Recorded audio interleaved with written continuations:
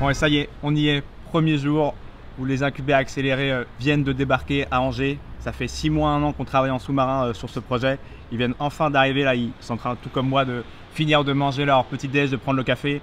Dans 5-10 minutes, ils vont pitcher leur projet un petit peu, ce sur quoi ils travaillent depuis des mois, des années pour certains, parce qu'il y en a qui sont incubés accélérés. Ils vont pouvoir le pitcher devant la caméra, devant leur père, ça va être assez amusant. Certains sont un peu stressés parce qu'ils ne sont pas tous spécialistes de la prise de parole, mais on va essayer de les aider, de les rassurer au maximum. En tout cas, ils sont tous arrivés ce matin dans la première ville de France où il fait bon vivre et on va pouvoir démarrer cette aventure tous ensemble. Bon, faisons une petite pause. Cube3, c'est un nouvel incubateur et accélérateur spécialisé dans le monde du Web3. Pour ceux qui ne savent pas, c'est l'Internet basé sur la blockchain, basé sur la décentralisation qui permettra de nombreuses avancées dans tous les domaines. Notre rôle à Cube3, accompagner des talents, les accompagner et les faire grossir, faire en sorte que leur aventure dans le Web3 se passe pour le mieux, les coacher et leur permettre d'atteindre des sommets. Ce que nous suivrons à travers de cette série, c'est justement leur évolution, leurs avancées, leurs réussites, leurs échecs. Nous verrons les bons, les mauvais moments. Nous suivrons ces entreprises pas à pas, afin de suivre leur évolution dans le monde de l'entrepreneuriat et du Web3. Alors, suivez-nous au cœur de ce projet pendant 1 an, nommé Cube3.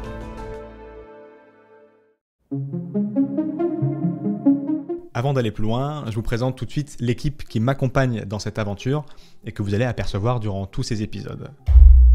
Lui, c'est Alexis Noailles, le prodige en informatique, le plus technique d'entre nous, et on sait à quel point on aura besoin de cette expertise au cœur du Web3.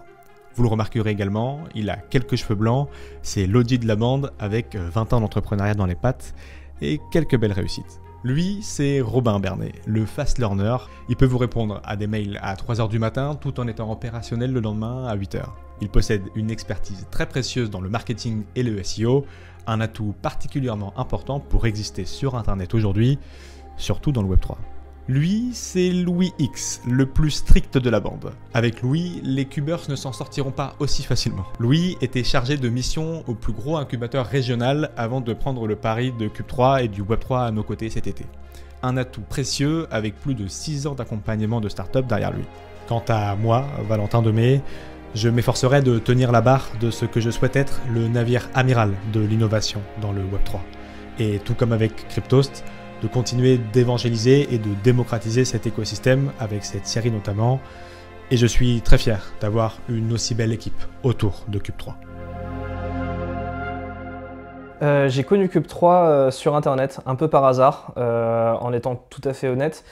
Et effectivement, quand j'ai vu un petit peu qui était derrière le projet déjà Cube3, avec les quelques très jolis noms qu'il y avait, je me suis dit, bah, on peut toujours essayer de mettre Coinstancy au cœur de ce projet. Alors, Coinstancy, c'est la super fintech d'épargne et d'investissement en crypto. On veut pouvoir démocratiser justement l'adoption crypto au travers d'une super app super simple. Ce que j'attends le plus de Cube3, honnêtement, ce serait que Coinstancy soit enfin PSAN, qu'on ait pu lever des fonds et qu'on soit en train de se développer à l'international. C'est tout le but. Pour cette première journée, on a souhaité mettre les Cubers directement dans le grand bain. On a fait intervenir 2 personnalités très importantes qui les suivront probablement durant une partie de leur aventure à Cube3. Quentin Ménard, comédien et spécialiste de la prise de parole, très important pendant leur rendez-vous avec des investisseurs notamment, ainsi que Délice, le CEO d'une entreprise nommée Madup, qui a été accompagné par Louis X à l'époque de son premier métier et qui vient faire un retour d'expérience très important sur la capacité des entrepreneurs à écouter des conseils d'autrui. Il y a 3 mots forts que je voudrais que vous intégriez de ma présentation. C'est l'humilité, une forme d'égoïsme. Quelque part, on en discutait tout à l'heure avec Lilian, mais soyez assez égoïste pour faire à la fois vos choix, pour bousculer les codes, parce que tout ce qu'on vous dira, ce sera parfaitement imparfait. Et ayez du courage. Alors c'est assez particulier ce que je vais dire, mais le courage, c'est aussi la capacité à sortir de sa zone de confort. Et vous avez tous une zone de confort qui est pas suffisante pour le développement entrepreneurial que vous envisagez. Donc ayez ce courage-là, faites plus fort et faites mieux. Et surtout, j'insiste là-dessus, mais servez-vous des partenaires qui ont été présentés tout à l'heure par Valentin et de ceux qui sont présents aujourd'hui parce qu'ils ont tous des expertises qui vont vous être bénéfiques. Il faut se dire que la peur, c'est un peu comme un truc qui n'existe pas. On ne sait pas ce que c'est la peur, on ne sait pas pourquoi elle vient à nous, on ne sait pas pourquoi elle vient nous perturber. Et que c'est la raison pour laquelle la peur, c'est un truc vraiment pénible et vraiment galère, c'est qu'on ne sait pas comment s'en défaire parce qu'on ne sait pas ce que c'est. Parce qu'elle n'existe pas, en fait. Et comme elle n'existe pas, elle ne peut pas être présente dans la seule réalité, c'est-à-dire le présent. Parce que le présent est la seule réalité. Et comme elle n'est pas réelle, elle ne peut pas exister dans le présent, donc elle a créé deux jumeaux qui sont le passé sous la forme des regrets et le futur sous la forme de l'anxiété. Et Cube 3, c'est aussi et surtout des Cubers, à commencer par nos incubés. Alors bonjour à tous, je me présente, je m'appelle Sana et j'ai lancé Candide. Candide, c'est une marketplace qui permet aux gamers de louer des NFT. Alors ça va du même principe que la location dans le monde réel. Un exemple, j'ai envie de partir en vacances au Portugal, j'ai besoin d'une voiture sur place. Je ne vais pas acheter une voiture, je vais la louer pour une semaine. Donc moi je m'appelle Arthur, je suis de formation ingénieur et j'ai fait une année d'études ici d'ailleurs à l'ESEO. Et aujourd'hui, je viens pour vous présenter le projet WatchUp, qui est sur le sujet de la tokenisation d'assets réels et notamment des montres de collection. Donc, bonjour à tous, effectivement, nous on va vous présenter Behind the Gate. Pendant très longtemps, les histoires se sont propagées à l'oral, puis elles se sont propagées à l'écrit. Puis beaucoup plus récemment, au travers de la radio, au travers de la télévision, au travers de YouTube, et puis au travers du cinéma. Beaucoup plus récemment, les histoires se sont propagées au travers des jeux vidéo. Alors bien évidemment, quand on raconte ces histoires, elles sont personnalisées, et donc l'objectif c'est de créer à la fin un NFT qui correspond à l'histoire qu'on a vécue, qui correspond au parcours qu'on a fait. Donc typiquement, on aura un petit bonhomme qui aura un bras en moins et un chapeau, parce qu'on se sera battu contre un dragon et qu'on aura récupéré le chapeau qu'il avait. Projet Asgard, donc décentraliser vos données dès aujourd'hui. Donc on a mis un peu de contexte, on a essayé de faire le pitch un peu différemment, on s'est challengé là-dessus. Donc on a mis Sarah, qui est donc une chef d'entreprise qui s'inquiète des risques liés à ces données, mais en tant que non-experte, et comme beaucoup d'entre nous, elle y trouve une certaine complexité à trouver des solutions de protection à ces données et qui la décourage totalement. On a ouvert les candidatures en mai 2023. On en a reçu près de 200. Pour traiter ces différentes candidatures, cela s'est déroulé en différentes étapes. Première étape, réception du formulaire. Une première analyse de notre côté. Premier entretien de découverte d'une trentaine, entre 30 et 1 heure, pour échanger un petit peu sur le projet, les porteurs de projet, leur historique. On débrief en interne pour préparer le second entretien qui va être plus challengeant. Et puis ensuite, sur le troisième entretien, on discute de la vision globale à terme du projet, comment est-ce qu'il peut s'inclure et s'intégrer dans Cube 3 et comment est-ce qu'on peut l'accompagner au mieux afin de maximiser ses chances de réussite.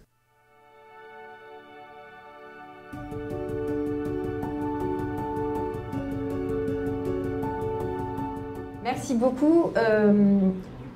Bravo à Valentin. Bravo à toute l'équipe Cube 3 parce qu'il y a une équipe derrière, je le sais. Moi, j'aurais juste 3 conseils à vous donner. C'est génial d'avoir cet écosystème. Pensez toujours en écosystème, parlez de votre projet, parlez de vos idées, parlez de vos doutes. C'est ça qui va faire que vous allez préciser votre produit, vous allez préciser votre marché, vous allez être meilleur. En revanche, ne tombez jamais dans l'entre-soi. Battez-vous, mais battez-vous contre vous-même et contre le temps. Pas contre la boîte concurrente qui a un projet qui est un peu comme le vôtre, etc. Ça sert à rien. Troisième conseil, et là, je vais vous faire mal. Pas de fake it until you make it. Je vous l'ai dit, je vous redis, bienvenue à Cube 3. C'est le rôle de Cube 3. Propulser la prochaine génération d'entrepreneurs, du Web 3 certes, mais d'entrepreneurs quand même, surtout dans un moment un peu difficile. Stéphanie, tu en as parlé, c'est le bear market, le marché baissier, mais c'est aussi le build market, celui où on peut construire beaucoup de choses. Et c'est tous ensemble qu'on le fera. Vous êtes plus de 150 ce soir, en plein bear market, ce qui prouve bien l'attrait de cet écosystème. J'étais, il y a quelques jours, à France FinTech, on nous a dit que c'était Ride in the Storm, donc continuer dans la tempête de bâtir. Même si en plus on est sous la pluie, je conçois effectivement ce soir que c'est particulièrement vrai, surtout pour ceux qui sont tout trempés. Je salue David Princet dans la salle, qui était une vraie pierre à son arrivée, le président de Binance, et qui a fini par sécher. Comme quoi le bear market, mon cher David, a une fin, et tant qu'il n'a pas fini, on continuera de construire ici à Cube 3. Merci à tous, passez une bonne soirée, à très vite.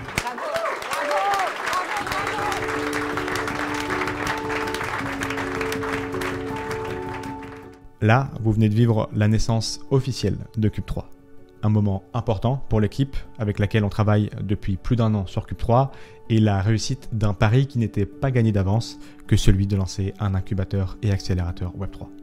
Le moment également propice pour remercier ceux qui nous ont fait confiance dans cette aventure, à commencer par nos advisors, que vous avez en partie aperçus à l'écran, Faustine Fleuret, la présidente de la DAN, et Stéphanie Zolesio, la CEO de Casino Immobilier, mais également Owen Simonin, le CEO de Meria, que vous connaissez probablement plus sous le nom de Asher, et Yvan Delatour, le Web3 Lead à BPI France. Est-ce que vous êtes toujours aussi enthousiaste qu'à vos débuts par rapport à l'écosystème crypto? En fait, c'est comme si tu étais sur une échelle et à chaque fois que tu continuais à apprendre, tu montais un pas et tu voyais plus loin et tu comprenais, par exemple, on peut faire encore tout ça.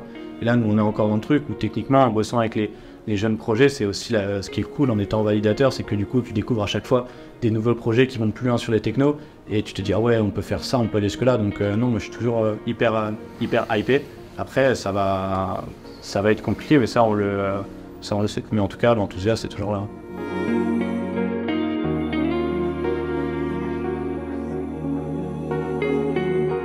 Mais justement, en termes de financement, à l'heure de l'ICA, qui est là mais pas encore là, il faut commencer à s'y habituer. Si je suis une petite entreprise, à quoi je dois faire attention dans la phase de financement justement? L'entrepreneuriat en général, c'est pas la meilleure manière de faire.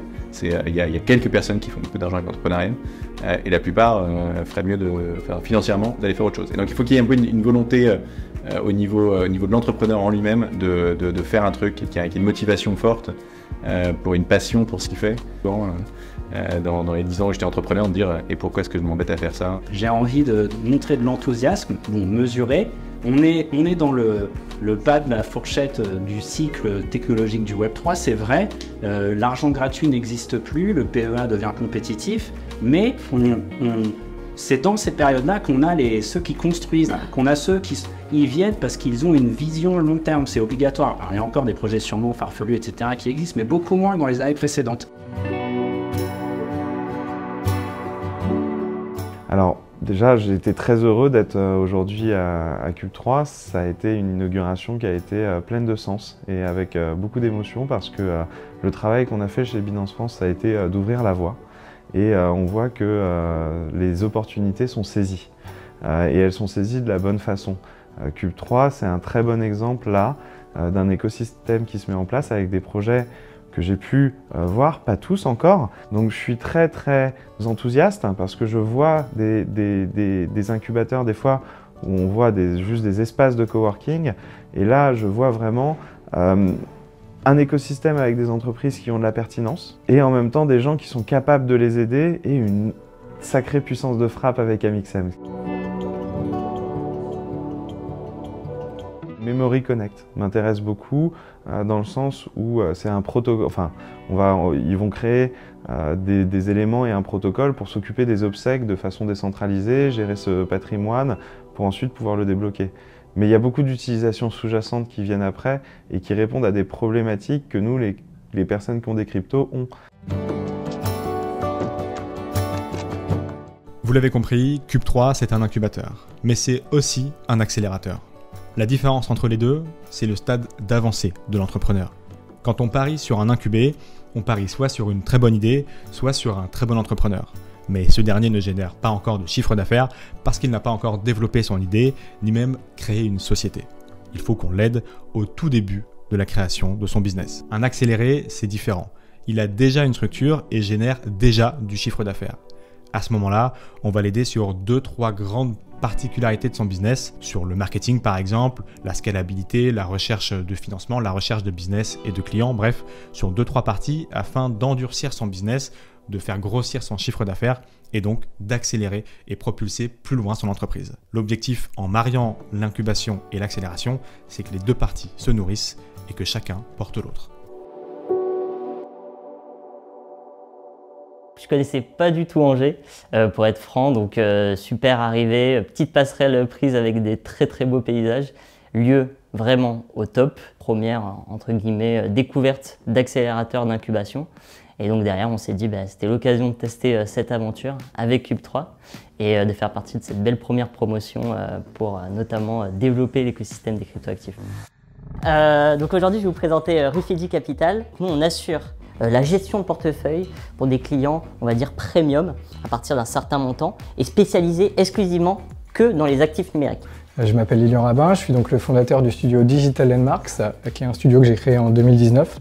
Digital Landmarks aujourd'hui, c'est le concepteur de la fenêtre immersive, et pour faire référence tout à l'heure au NFT dont tu deviens le héros, là c'est plus l'écran dont vous êtes le héros. Tensi, alors on va commencer par le problème qu'on les retail avant tout pour pouvoir accéder à tout ce qui est crypto, pardon. C'est-à-dire que le client va effectivement s'inscrire sur une plateforme centralisée, passer la vérification d'identité, enfin tout ce qui est réglementaire, déposer son argent, mais ensuite il va pouvoir directement poser ses cryptos qu'il aura achetés sur CoinStancy directement dans les offres qu'on va lui proposer qui sont 100% DeFi. Bonjour à tous, je suis très content de vous présenter, on est très content de vous présenter Nemeos. Évidemment, ce qu'on cherche à faire, c'est du crédit. Dans le crédit, il y a plein de types de produits différents. On va commencer par des produits qui sont relativement simples. Le paiement fractionné, donc être capable d'acheter un actif et de le payer sous 90 jours, sous 3 mois. Deuxième produit qui est également un peu du même type mais encore plus simple, c'est le Try Before You Buy. Je veux essayer un actif, je paye ou je ne paye pas, d'ailleurs ça dépend un peu du partenariat qu'on a. Je peux utiliser l'actif pendant un jour ou quelques heures, enfin ça dépendra encore une fois. Et ensuite il me plaît, je l'achète, il me plaît pas, je l'achète pas. Contrairement à mes deux camarades, je propose pas aux investisseurs traditionnels d'acheter de la crypto, enfin de la DeFi, mais plutôt à l'inverse. On a un use case qu'on est en train de développer actuellement, qu'on va lancer bientôt. C'est de la tokenisation d'énergie verte. Donc quand vous achetez un token, vous êtes investi dans des éoliennes et vous recevez tous les mois un airdrop de l'énergie produite qui est directement envoyée sur votre toilette. Bon, ok, je vous l'accorde, c'est pas forcément explicite l'atelier que vous êtes en train de voir. Mais quand on crée un groupe, il faut aussi être capable de briser la glace. C'est le rôle et le job de Quentin sur les images que vous voyez. Il faut se remettre dans le contexte. On est à ce moment-là, non pas le 19 octobre pour l'inauguration, mais 10 jours avant, le 9 octobre, au moment où tous les cubeurs se rencontrent. Ils ne se connaissent pas avant ce jour-là et il faut très vite créer l'effet promotionnel. Quentin les prend donc en charge pour briser la glace. Je vous l'ai dit tout à l'heure, Cube3 c'est également le pari d'advisors qui nous suivent. C'est le cas de Faustine Fleuret, la présidente de la DAN, qui nous accompagne sur toute la partie réglementation, et Dieu sait que ça sera un enjeu particulièrement important pour nos Cubers en 2024 avec l'arrivée de Mika notamment. Les Cubers que j'ai pu rencontrer illustrent parfaitement la dynamique de l'écosystème que je vois déjà au sein des membres de l'association, à la fois des acteurs très divers avec des cas d'usage de maturité très différentes sur des segments extrêmement diversifiés. Donc c'est très intéressant. En tout cas, je retrouve dans ce terreau de Cubers le terreau très fertile d'entreprises qui sont membres de l'association et l'envie de développer en France et en Europe le Web3. Donc par exemple, je peux citer un exemple qui a été assez flagship chez Consensus pour ça. Donc très précurseur, 2016-2017, un projet très intéressant qui avait quand même mis plusieurs années à se développer. Malheureusement, les produits dérivés, à l'époque, l'AMF, l'autorité des marchés financiers, n'avait pas forcément rendu un avis très clair sur ce que ça signifie. Et le coup près est tombé, les produits dérivés sont des instruments financiers et donc une bourse décentralisée de produits dérivés tombe dans la réglementation financière. Et pour ceux qui ont peut-être une petite idée, sinon rapidement, la réglementation financière, c'est immonde pour des petits projets et surtout quand on parlait de bourse décentralisée, où j'en ai parlé un petit peu hier, mais la réglementation des utilisations, des cas d'usage décentralisés, elle est en train de se construire. Parce qu'on ne sait pas du tout faire. La réglementation aujourd'hui, c'est des responsabilités sur des intermédiaires, sur des opérateurs. Donc malheureusement, le projet Variable, il a juste fermé parce qu'ils étaient incapables de pouvoir respecter des réglementations type 1002, abus de marché, etc. Le gros piège de l'innovateur, c'est de faire des allers-retours ici, entre produit et idée. C'est-à-dire je produis, je fais un premier prototype, je prends du step back, je le critique moi-même ou avec l'équipe, me dire qu'est-ce qu'il faudrait faire, il faudrait plutôt mettre ça comme fonctionnalité, peut-être mettre le paquet là-dessus, hop, on repart en mode construction, on reteste et là on fait des ping-pong ici. Ça c'est le plus gros piège, Là où il faut c'est, hop, je produis un truc très rapidement, un MVP, très rapide, dégueulasse. On va revenir sur cette notion de MVP parce que si tu es fier de ton MVP, c'est que c'est pas un MVP. Le but, c'est de mesurer rapidement auprès de votre cible, récolter de la data, cette data qui va venir casser vos biais cognitifs. Parce que vous avez votre perception de la réalité, et là, malheureusement, la réalité est souvent très différente de la perception qu'on peut en avoir. Donc là, le but, c'est de venir casser ces biais cognitifs, adopter, voilà, et du coup, tourner le plus vite possible. Bon, je dois vous avouer une dernière chose. Vous l'avez compris, notre cœur de métier à Cube 3, c'est d'abord et surtout d'accompagner des entrepreneurs de talent au stade d'incubation ou d'accélération. Mais pour ceux qui m'ont découvert sur la chaîne qui héberge aujourd'hui l'épisode pilote de notre série Behind the Scene de Cube 3, à savoir Cryptost, vous connaissez sûrement mon appétence pour les médias, la capacité de transmettre une passion, une information et surtout, pour paraphraser Alexandre Astier, se cultiver sans se prendre la tête. Quand on a pris le pari de lancer Cube 3 à distance, mais aussi et surtout en physique, à Angers, ma ville de cœur, je ne pouvais pas passer à côté d'un entrepreneur qui avait fait le même pari que nous, il y a 7 ans. Ce n'était pas pour le Web3, mais pour YouTube. Ça ne s'appelait pas Cube 3, mais la Redbox, Amixem. Maxime, qui est effectivement youtubeur, vidéaste, on dit comment maintenant? Parce qu'on peut plus rien dire. Eh bah, non, mais depuis 2023, on peut dire youtubeur et les gens savent ce que c'est quand même pas mal. Je suis content de ça. C'est un youtubeur que j'apprécie beaucoup, que je suis depuis très longtemps, qui est Angevin et qui est avec nous ce soir pour plusieurs raisons. La première, c'est que vous l'avez vu, et pour ceux qui ne l'ont pas vu, ça se passe juste ici. Il y a plusieurs points rouges dans le cadre de la série qu'on va faire à Cube 3. Et puisqu'il va y avoir tellement de thématiques qui vont être abordées à Cube 3 et qu'on a la volonté de faire beaucoup de pédagogie, montrer l'envers du décor de l'entrepreneuriat était une chose, mais expliquer exactement ce qu'il y avait dans cet entrepreneuriat, c'était autre chose. En plus de faire ce que vous avez vu à Cube 3 tout à l'heure, c'est-à-dire accompagner des entrepreneurs du secteur du Web3, accompagner aussi certains créateurs de talent dans des domaines d'innovation notamment et d'autres domaines. Et c'est Maxime qui sera le mentor officiel de cette thématique. Et merci beaucoup Maxime de prendre ce pari avec nous. En fait, vous pouvez pas savoir à quel point c'est étrange pour moi de m'être intéressé globalement à la blockchain et aux crypto-monnaies il y a plusieurs années et de se retrouver à Angers. Parce que j'ai grandi à Angers, tout ça n'a aucun sens pour moi. Donc je suis très content que Valentin ait des attaches angevines et que ça se passe à Angers. Bon, c'est une fierté un peu chauvine, nulle. Ça se dit pas chauvine. Donc voilà, je pense qu'on est vraiment dans le bon pays pour défendre le Web3, parce que en tant que Français, même s'il n'y a pas que des Français ici, en tout cas beaucoup de francophones, on a des vraies valeurs ancrées en nous de décentralisation, globalement. Et du coup, je suis hyper content qu'il y ait des projets comme ça en France, et la probabilité que ça se fasse à Angers est absolument inexistante. Toute la partie création de contenu liée à Cube 3 va du coup s'installer à la Redbox, qui est un lieu iconique de la création en France sur YouTube. Et merci beaucoup pour ça, parce qu'on va l'applaudir aussi pour ça. Maxime a fait le même pareil que nous avec Cube 3 à l'époque, avec le Web3, avec YouTube. Quand Webedia se faisait à Paris, la Redbox se faisait à Angers. Et la Redbox, c'est vraiment l'un des lieux iconiques de la création de contenu. Et ça a été un parcours aussi très inspirant pour moi lorsque j'ai pris le pari de faire à Angers. Connecting the dots, comme disait Steve Jobs. Dans les prochains épisodes et les prochaines semaines, vous suivrez donc encore un cran plus loin tout un tas de domaines avec des créateurs de contenu spécialisés qui apporteront leur savoir-faire depuis des studios mémorables dans le YouTube game, la Redbox et aux côtés d'Amixem.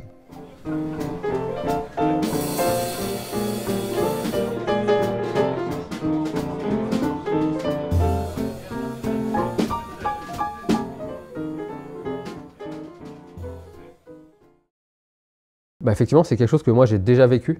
J'ai l'impression de ressentir un petit peu les mêmes choses, c'est-à-dire qu'à l'époque, en 2005 à 2008, et dans cette période-là où on a lancé Bouscapé, le rap était clairement pas quelque chose de grand public et de connu. Donc on subissait le regard parfois soit hostile au pire, soit au moins interrogateur de la part de plein de gens, notamment des gens de l'industrie, qui voyaient ça comme quelque chose de nouveau et qui se disaient mais qu'est-ce que c'est que ça? Je pense qu'il y aura des gens qui seront très heureux à la fin de cette saison. Il y aura des gens, et vous avez vu un petit peu leurs ambitions, qui auront accompli beaucoup plus que ce qu'ils pensent pouvoir accomplir aujourd'hui. C'est ces fameuses pensées limitantes sur lesquelles on peut se placer parfois, qui sont déjà en train de sauter alors qu'encore une fois ça fait que quelques semaines qu'ils sont avec nous. Il y aura sans doute et évidemment des déceptions. Vous les verrez aussi à travers l'écran. C'est l'objectif de cette série, d'être avec nous. Build in public, behind the scene, ça implique forcément des déceptions et quelques casses, mais ça fait partie du milieu de l'entrepreneuriat, ça fait partie de l'aventure entrepreneuriale.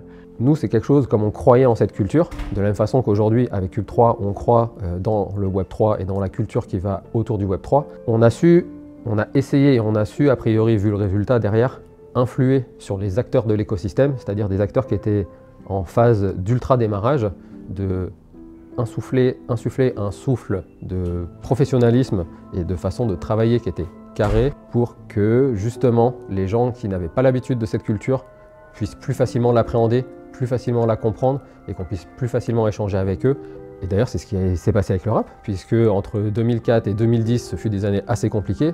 Aujourd'hui, depuis à peu près les années 2015, le rap est la musique qui vend le plus dans le monde. Et donc, on peut dire que c'est devenu complètement une main culture, une culture principale. Et quels que soient les Cubers qui supporteront ces grandes victoires, ces petites victoires, ces grandes défaites, ces petites défaites, ces moments de stress, leurs interrogations ou même notre interrogation, nous, les porteurs de projets de Cube 3, je sais qu'ils sont toutes et tous armés et nous aussi à passer ces épreuves et à continuer d'entreprendre parce que c'est ce qui nous anime tous et c'est ce qui transpirera, je pense, à l'écran et c'est ce qui transpire déjà depuis 3 semaines à Cube 3 à Angers, qu'il fasse beau ou qu'il pleuve. Il a fait beau pour leur arrivée le 9 octobre. Désolé aux invités qui sont venus le 19, il pleuvait, mais ça reste quand même la première ville de France où il fait bon vivre malgré tout. Bon, après plus d'1 an de travail en sous-marin, le décor est planté. Dans les 12 prochains mois, vous allez suivre le quotidien de nos Cubers. On l'a dit, dans leurs réussites, leurs craintes, leurs échecs, mais surtout dans des choses très concrètes, comme comment lever des fonds sur une entreprise, comment gérer le runaway, comment ne pas faire faillite, comment recruter, comment scaler ses équipes, comment survivre dans un marché difficile et dans une géopolitique complexe. Bref, le quotidien d'entrepreneurs avant d'être des entrepreneurs du Web3, mais c'est vrai, du Web3 aussi, un domaine d'innovation que j'apprécie particulièrement. Tout à l'heure, je vous ai présenté l'équipe de Cube 3, avec laquelle on va relever tous les défis de nos entrepreneurs. Je vous ai également présenté nos advisors qui nous épaulent dans cette mission, mais sachez que Cube 3 possède également des mentors qui accompagneront nos Cubers en one-one en fonction de leur domaine d'expertise. Et enfin, pour tracer le dernier trait du cube de ce quatuor nécessaire à la réussite de nos Cubers, nos partenaires qui accompagneront dans leur domaine d'expertise nos Cubers. RS RegSharp qui apporteront leur expertise dans l'accompagnement réglementaire des projets. Orwell, un cabinet d'avocats spécialisé dans le Web3 qui accompagnera nos Cubers dans tous leurs besoins juridiques. Vous les avez aperçus dans l'épisode. Fox Audit, un cabinet d'expertise comptable spécialisé dans le Web3 parce que c'est pas facile d'expliquer à son expert comptable comment fonctionne l'écosystème Web3, les crypto-monnaies et tout ce qui tourne autour. La blockchain Ternoa avec Michael Canu qui est un de nos mentors pour toute la partie infrastructure et NFT. BPI France, qui a déversé plus de 90 millions d'euros ces 5 dernières années dans l'écosystème du Web3 et qui est notre partenaire à travers Yvan Delatour, donc notre advisor et responsable Web3 à BPI France. L'ADAN, l'association qui représente plus de 200 entreprises du secteur à travers nos politiques notamment et qui fait de l'évangélisation de cette industrie à travers Faucine Fleuret qui est également advisor de Cube 3. Et enfin un média à travers lequel vous regardez cet épisode pilote aujourd'hui, le premier de l'écosystème Web3 en l'occurrence, Cryptost. Voilà pour l'épisode pilote, j'espère qu'il vous a plu. On se retrouve dans une quinzaine de jours pour le 2e épisode et de manière bimensuelle pour suivre l'avancée de nos Cubers.